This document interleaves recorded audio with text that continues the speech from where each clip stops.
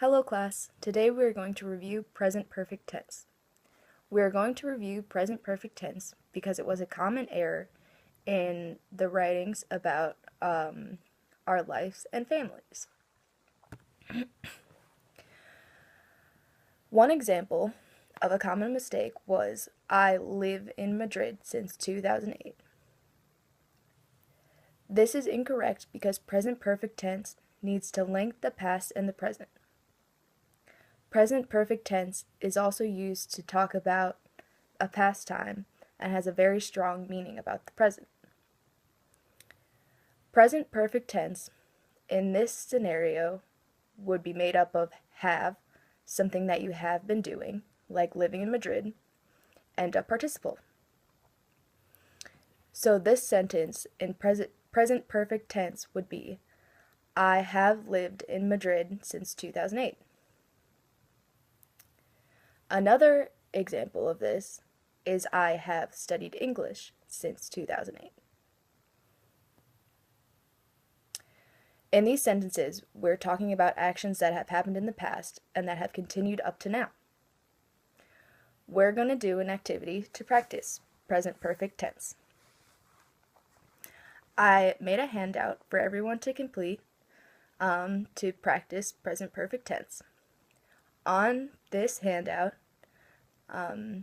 there are spots where have and the participle is missing, and you'll have to pick the best option to enter into the blank.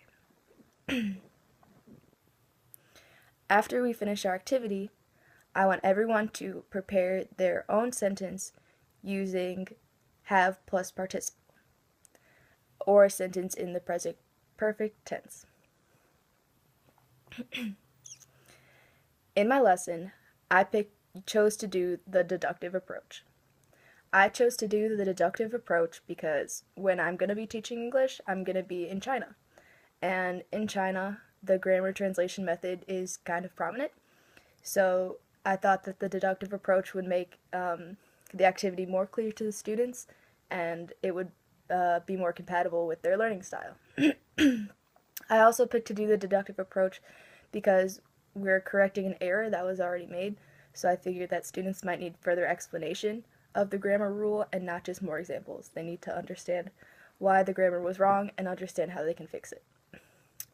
In the first part of my lesson, I talked about the rules of the present perfect tense, and I kind of centered it around the have plus participle because I thought that was an easy way to think about the sentence pattern.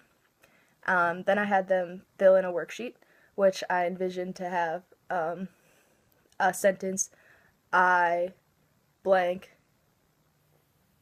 lived in Madrid since 2008, and then the students would have to pick what word they put in there, or it would have, I have blank studied English, or no, I have blank English since 2010.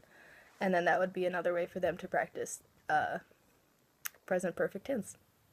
And then I completed it by students making their own examples of something that they have done and continue to do, so they could practice the rule that we reviewed and make sure that they understand it.